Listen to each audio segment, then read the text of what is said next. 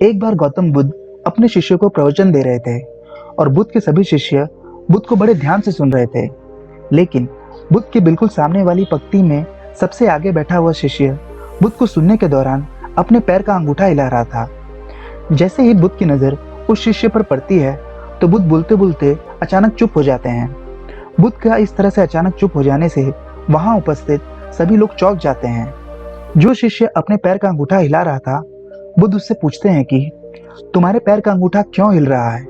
जैसे ही वह शिष्य बुद्ध के इन शब्दों को सुनता है, वह अपने पैर के अंगूठे को हिलाना बंद कर देता है और बुद्ध से कहता है, बुद्ध मेरी इस गलती को क्षमा कीजिए। आपके शब्द और समय दोनों ही कीमती है, इसलिए आप इस तरह की छोटी बातों पर ध्यान ना दें। और वैसे भी मैं आपको सुन तो रहा था, तो इससे क्या अंतर पड़ता है कि मेरे पैर का अंगूठा हिल रहा था या नहीं। तो बुद्ध उस शिष्य से पूछते हैं कि क्या तुम अपने पैर का अंगूठा जानबूझकर हिला रहे थे। वह शिष्य बुद्ध से कहता है कि नहीं बुद्ध, मुझे तो पता ही अब लगा है। बुद्ध कहते हैं फिर यह छोटी बात नहीं है, क्योंकि अगर तुम्हारे पैर का अंगूठा बिना तुम्हारी मर्जी के हिल सकता है तो तुम्हारा मन भी बिना तुम्हारी मर्जी के तुमसे कुछ भी करवा सकता है। और यही कारण है कि व्यक्ति ऐसे पाप कर देता है जिनके बारे में वो सोच भी नहीं सकता था। उसके बाद वह शिष्य बुद्ध से कहता है कि बुद्ध मुझे क्षमा कीजिए, जिसे मैं छोटी समस्या समझ रहा था यह तो बहुत बड़ी समस्या है। कृपा कर मुझे बताएं कि इस बड़ी समस्या से छुटकारा कैसे पाएं। बुद्ध कहते हैं होश के द्वारा और जागरूकता के द्वारा। वह भिक्षु बुद्ध से पूछता है कि होश क्या है प्रभु। बुद्ध कहते हैं कि होश का अर्थ है जाग कर देख लेना।